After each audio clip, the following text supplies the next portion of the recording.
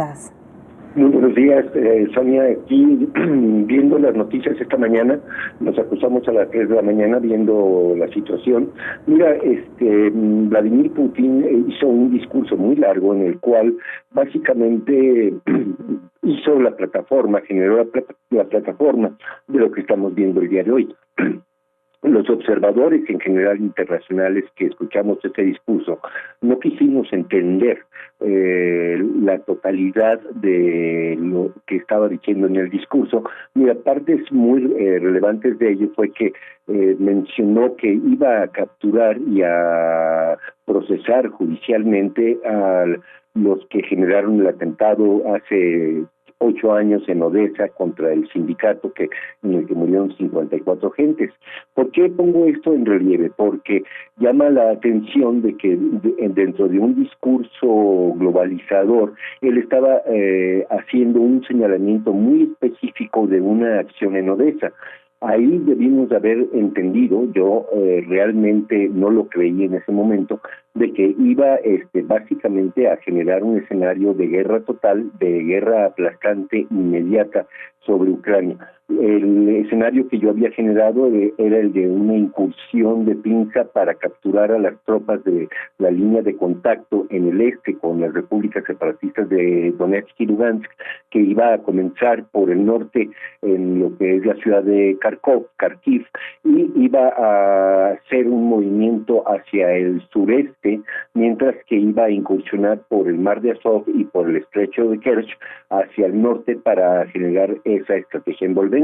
Sin embargo, lo que vimos y lo que estamos presenciando en este momento es básicamente una ofensiva total en donde todos los frentes de Ucrania, incluso Lvov, que se encuentra muy al oeste de Ucrania, están siendo atacados. Mira, las primeras 2 horas fueron de un bombardeo incesante con misiles de crucero, calibre, se llaman, y con cohetería de todos tipos sobre los aeropuertos ucranianos.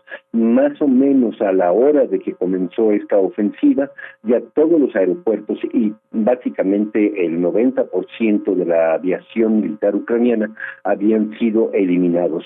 Ha habido reportes de algo de movimiento de drones ucranianos en las últimas horas, pero han sido abatidos. Lo que se vio en el sur, en la avanzada sobre el estrecho de Kerch de la península de Crimea, fue el colapso de las líneas defensivas ucranianas. Básicamente hará cosa de 2 horas, mientras que el movimiento de rodear y de controlar todas las posiciones militares en torno a la ciudad de Kharkiv se ejecutó básicamente en la primera hora de la invasión. Hubo movimiento de paracaidistas sobre el aeropuerto Boryspil de Kiev. Esto se encuentra al oeste del río Dnieper, y Kiev en su mayor parte se encuentra al este del río Dnieper. Bueno, hubo movimientos de paracaidistas sobre el aeropuerto. Hay reportes desde las 2:30 de la mañana de nuestra hora que ya había sido controlado el aeropuerto principal de la ciudad de Kiev, el aeropuerto internacional de Boryspil. Hay muchos reportes en este momento de que el movimiento de invasión a través del Mar Negro para llegar a Odessa fue ejecutado limpiamente. Esos reportes habrá que verificarlos a lo largo del día. Básicamente lo que estamos viendo es una ofensiva total en la que a través de una fuerza apabullante, Vladimir Putin espera, las Fuerzas Armadas rusas esperan tener el control de Ucrania más o menos al finalizar el día de hoy allá en Ucrania. El movimiento fue apabullante. Las imágenes que nosotros mostrábamos en nuestro último reporte el día lunes nos decían de un movimiento de blindados muy importante en la frontera norte y bueno, pues se está validando con todos los reportes que estamos recibiendo en este momento. Mira, básicamente Vladimir Putin hace una advertencia al resto del mundo que en este momento el tema ucraniano se convierte en un tema vamos a llamarle totalmente ruso. La justificación, obvio, fue por los 8 años de incumplimiento de los tratados de Minsk. La justificación se da con base al cañoneo incesante, a veces intenso, a veces no tan intenso, a lo largo de esos 8 años en la línea de contacto entre las repúblicas separatistas y las tropas ucranianas, que a lo largo de esos años se caracterizaron por cañonear indiscriminadamente incluso los suburbios de la ciudad de Donetsk. En la última semana había habido atentados en la ciudad de Donetsk, había habido incursiones y sabotaje sobre la región del norte, la región separatista del noreste, que es Lugansk.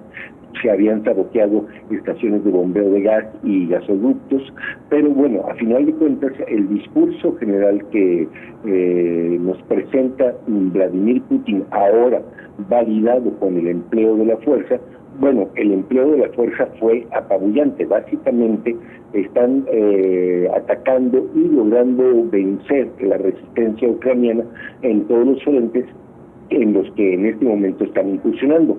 La parte occidental, compuesta por Lvov, es la más tranquila. Sin embargo, a estas horas, hasta donde podemos ir avanzando en los reportes, lo que tenemos es una situación en donde básicamente, ya con el control aéreo total, las columnas de blindados ucranianos están siendo bombardeadas y apabulladas por el ejército y la aviación rusas, y básicamente yo creo que para mediodía de hoy la situación militar ya estará básicamente cumplida como un objetivo de la total aniquilación del ejército ucraniano para este mediodía, con operaciones de limpieza final a lo largo de toda la semana. Sin embargo, la parte principal de los sistemas de mando de control de Ucrania en este momento ya han sido puestos fuera de combate.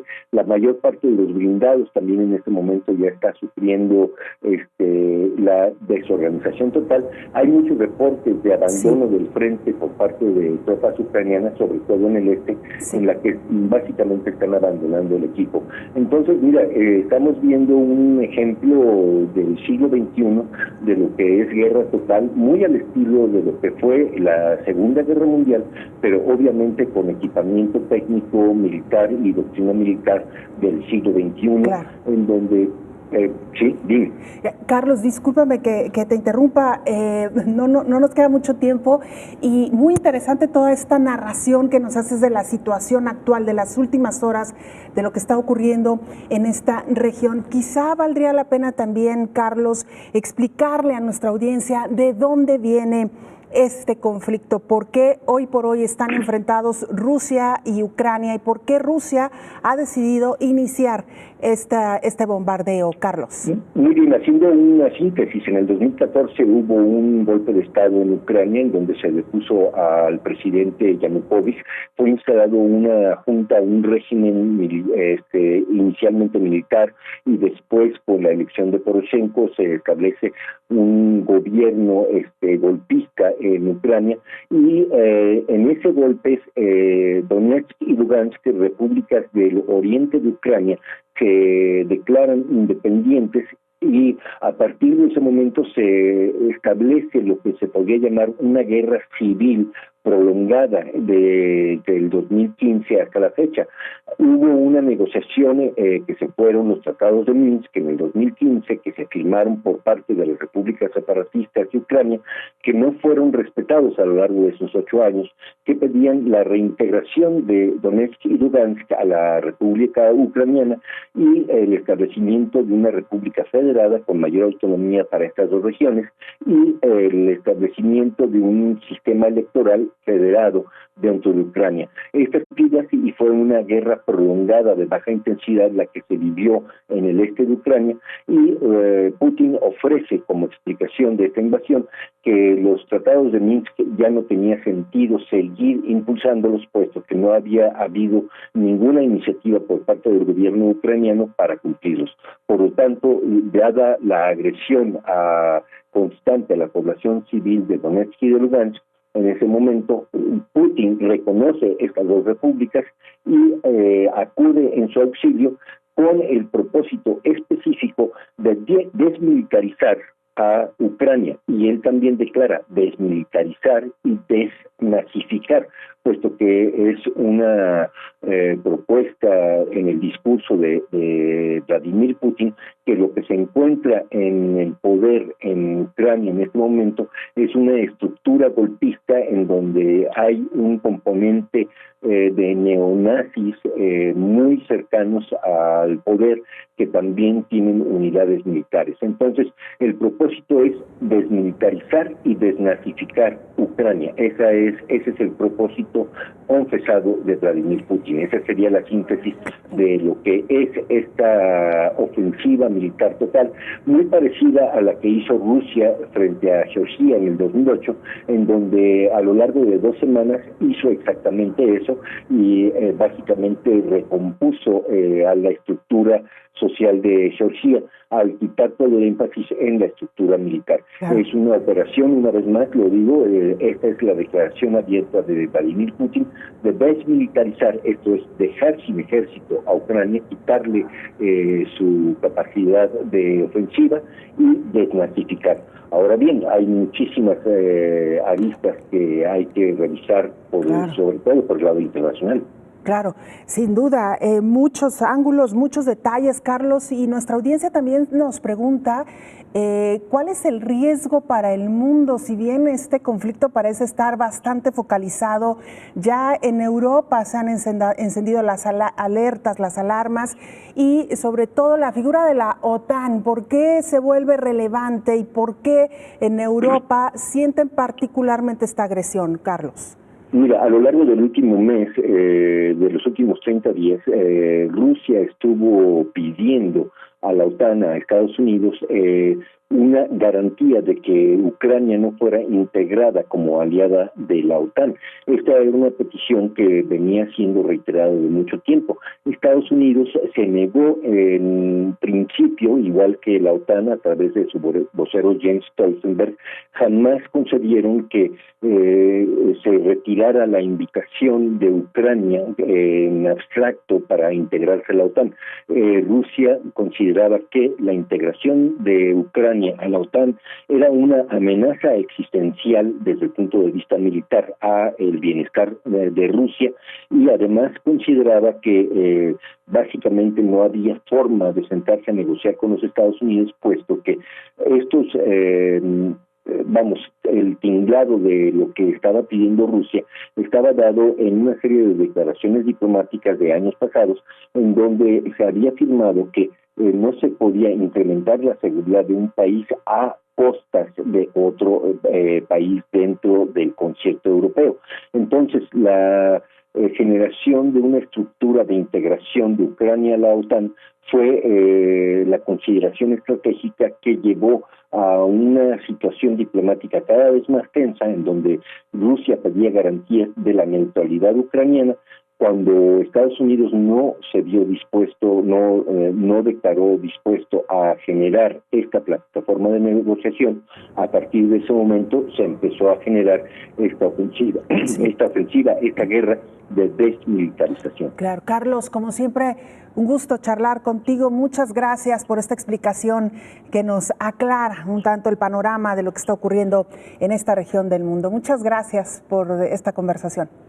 Muy buenos días. Carlos Ramírez Powell es